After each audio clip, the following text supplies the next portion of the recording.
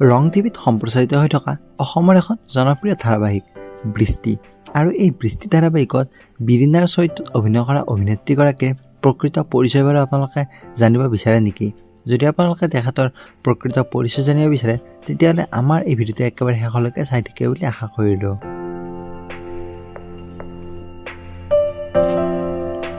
নমস্কাৰ আপোনালোক সকলোকে, আশা কৰোঁ আপোনালোক সকলো ভালে আছে। আৰু আজি আমি এই ভিডিঅ'টোত বৃষ্টি ধাৰাবাহিকত বিৰিনাৰ চৰিত্ৰত অভিনয় কৰা অভিনেত্ৰীগৰাকীৰ প্ৰকৃত পৰিচয় আজি আপোনালোকক ক'বলৈ চেষ্টা কৰিম।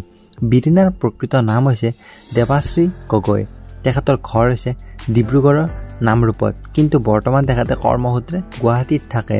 তেখেতৰ জন্ম হৈছিল 1993 চনৰ 23 অক্টোবৰ তাৰিখে।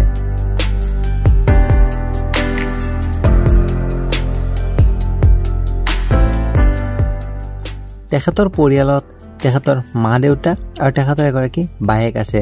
তেখেতৰ পিতৃৰ নাম হ'ল গোলাপ চন্দ্ৰ গগৈ আৰু তেখেতৰ মাৰ নাম হ'ল জুৰি গগৈ আৰু তেখেতৰ বায়েকৰ নাম হ'ল য়শস্বী গগৈ।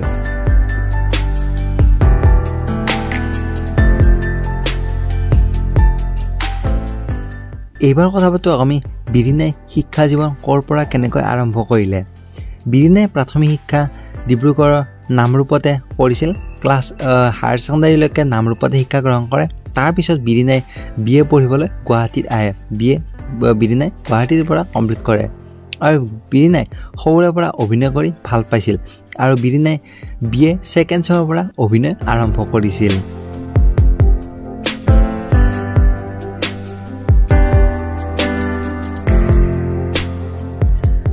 যদি আমি বিৰিনাৰ অভিনয় জগতৰ কথা পাতিবলৈ যাওঁ, বিৰিনাই এনেকুৱা বহুতো ভিডিঅ' চঙত কাম কৰিছে। বিৰিনাৰ প্ৰথমটো ভিডিঅ' চঙৰ উদয় শংকৰৰ পৰিচালনাৰ এটা ভিডিঅ' চং জিলমিল আছিল নামটো।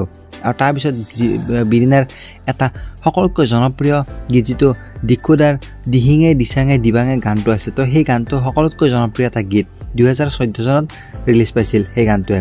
যদি আমি এইবাৰ ধাৰাবাহিকৰ কথা পাতিবলৈ যাওঁ, বিৰিনাই এনেকুৱা বহুকেইখন ধাৰাবাহিক কৰি থৈ দিছে।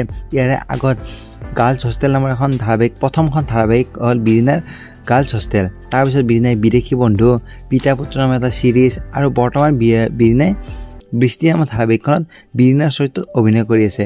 আৰু বিৰিনাৰ এখন মুভিও হৈছে হৰিয়ম, কিন্তু হৰিয়ম মুভিখন সিমান এটা ফেমাছ নহ'ল।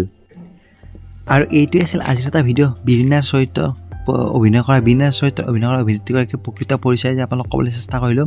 যদি আপোনালোকে বিৰিনাৰ অভিনয় চাই ভাল পায় তেতিয়াহ'লে ভিডিঅ'টো এটাকৈ লাইক কৰিব আৰু চেনেলটো ছাবস্ক্ৰাইব কৰিব, কাৰণ এনেকুৱা ধৰণৰ অভিনেতা অভিনেত্ৰীসকলৰ প্ৰকৃত পৰিচয় আপোনালোকক কৈ যাবলৈ চেষ্টা কৰিম। ধন্যবাদ।